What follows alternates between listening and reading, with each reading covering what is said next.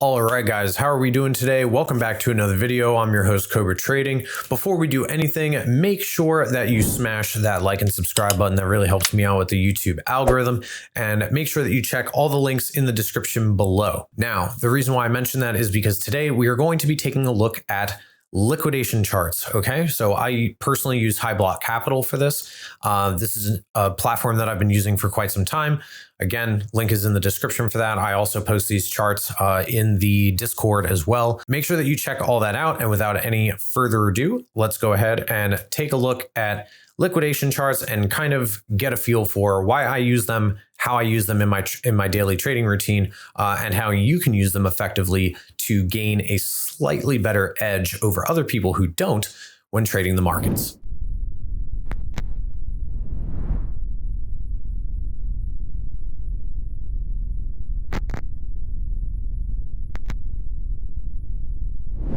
All right, so what we're looking at right now is the HighBlock Capital liquidation levels for Binance. Now, obviously, highblockcapital.com, okay? And then over here in tools, you would simply go to liquidation levels. This is a paid feature. I personally think it's totally worth it. This isn't a shill or anything. I'm not paid to make this video.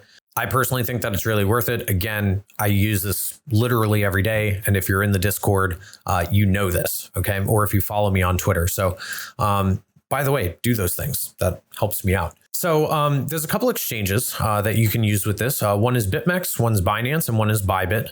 For Binance, you can use a lot of it for a whole bunch of different futures. I mainly just use it for Bitcoin, however. And then there's different tiers of granularity. Okay, so basically what that means is like the lower tier you go, the more it's going to populate the chart with like really, really low orders, like low dollar amount orders. So you can see here it's taking a really long time to load. And the reason why is because it's probably about, yeah. Okay. So it's absolutely ridiculous. No one's really going to be able to make too much sense of this. There's just too much going on. So for a really, really high volume coin or really, really high volume exchange, I normally leave this on tier 4. It really cleans it up a little bit and just makes it that much easier to read. So basically what we're left with is this. So it looks very confusing, but let's just break this down. So over here on the right side, we're not really going to be too concerned with this. This is basically a visible range of the liquidation levels. Okay. I don't really use that very much. And then down here, we do have a cumulative volume delta. This is built in, also not really something that I primarily use this for, but it's there if you want it.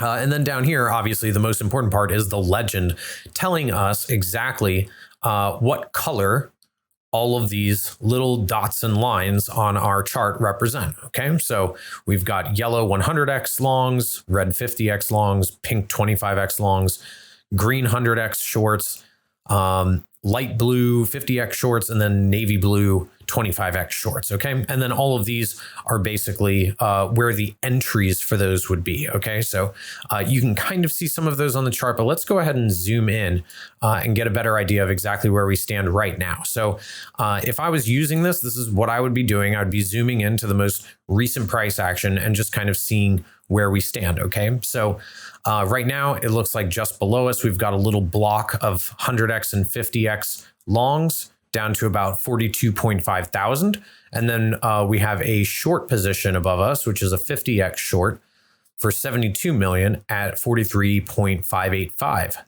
Okay, so what does that mean? Well, basically what this does is it takes all of the data, like it aggregates all the data from Binance for Bitcoin, for futures, and basically goes ahead with its math on its own platform's back end, and basically estimates like, okay, based on where this big order with this big leverage entered, where is the liquidation level going to be? And the way it's able to find this out is the same exact way that if you went on Binance and used the position or the liquidation calculator, or if you used the liquidation or position calculator on BitMEX or Bybit, they pretty much all have one now.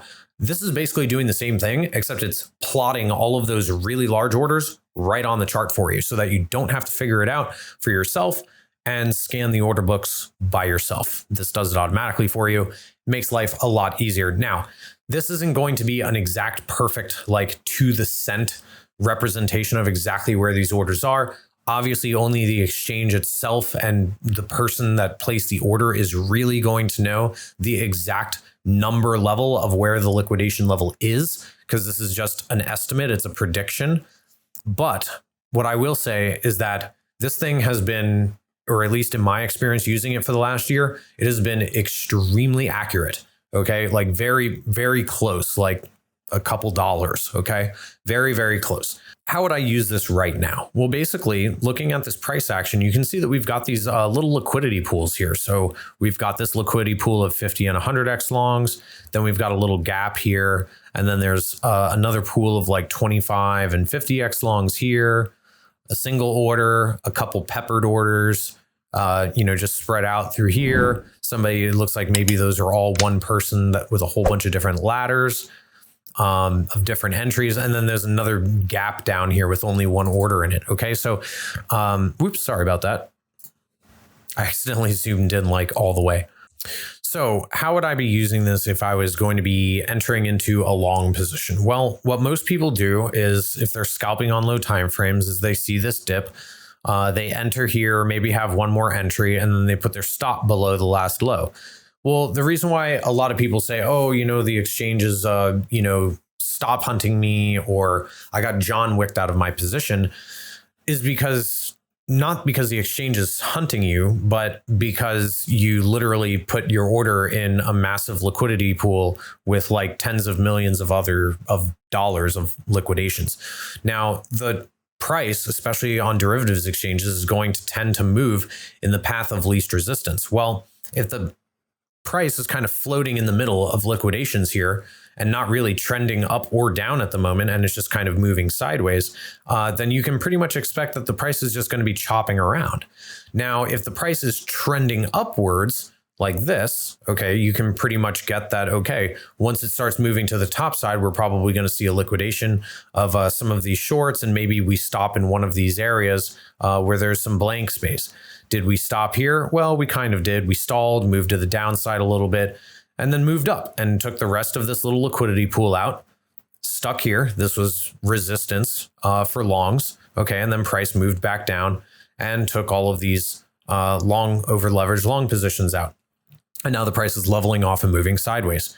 Okay. So that's kind of how I use this for kind of estimating like, okay, if I want to enter into a long position here, I don't want to be putting my stop in here. I probably want to be putting my stop down here, like closer to the beginning of this second pool. Okay. Normally what's going to end up happening is if you put your stop loss, or what I've found at least is most of the time, if I put my stop loss in one of these little blank areas up here, normally I don't get wicked out. And if I do, which is pretty rare, normally the price later, like within an hour, will continue down in the same direction. And I'm glad that I got out. Okay, so this is what it looks like for Binance. Now, the one for BitMEX that I use is a little bit different. You can use the one on Binance here, or on BitMEX, excuse me. I don't really like this one though. I don't know. It just doesn't seem as interactive. Now, unfortunately, this doesn't apply to the Binance one. However, this one's a little different. So up here in tools, you'd go to chart, and then you simply go to your indicators up here, and then you can add all of these under the tab liquidity. These are all of their custom indicators for the chart that's built right in. So I simply have all of these added to the chart, okay, along with volume. So you can see that the pink ones are 100, the dark blue ones are 50, and then the light blue ones are 100x shorts, the purple ones are 50x shorts, and then the orange and the green is 25x longs and shorts respectively, okay? Now, the nice thing is, since this is right on TradingView on their back end, you can actually go ahead into the chart options and have it display the indicator value. So it'll bring up an actual value for all of these dots so that you're not really guessing where they are, which is really nice. So right now with what's happening on BitMEX is you can see that we've got this one 100x long down here at 42,790. There's a little batch down here, okay, and it tells you the prices. And then most of the shorts are up here laddered between 47,075 and 44,250. Okay, so those are kind of like the areas that we're looking for.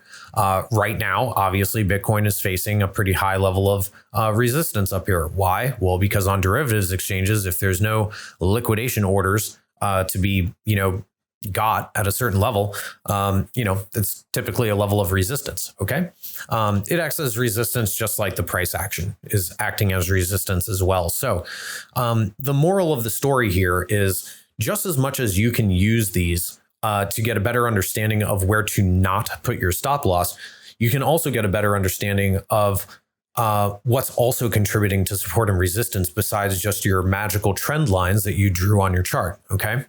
Especially when trading derivatives, this is a really key factor that goes into support and resistance, as well as determining what the path of least resistance is for the price action to be traveling, which is monumental in terms of deciding what your actual trading plan is going to be. All right, guys. So I hope that helps and gives you a better, more clear picture of exactly how I use these, what they are, how they're calculated, and how I incorporate that in my daily trading strategy when I'm looking for new opportunities. Now, one thing that I will mention is this isn't a tool that you should be using on its own. Okay, this is something that you want to be combining with whatever trading strategy you use, Ichimoku or support resistance, classical trading, Elliott wave. I mean, there's literally a million trading strategies out there. Some people pick some and a whole bunch from others and combine them all and kind of do their own thing, which is what I do. But this is just another tool for your toolbox that you can use to look for confluence and or confirmation or invalidation for your trade setup. Again, I hope that you guys enjoyed the video. Don't forget to smash that like and subscribe button for new videos every week so that you can get notified. Turn the little bell notification on. And until next time, happy trading.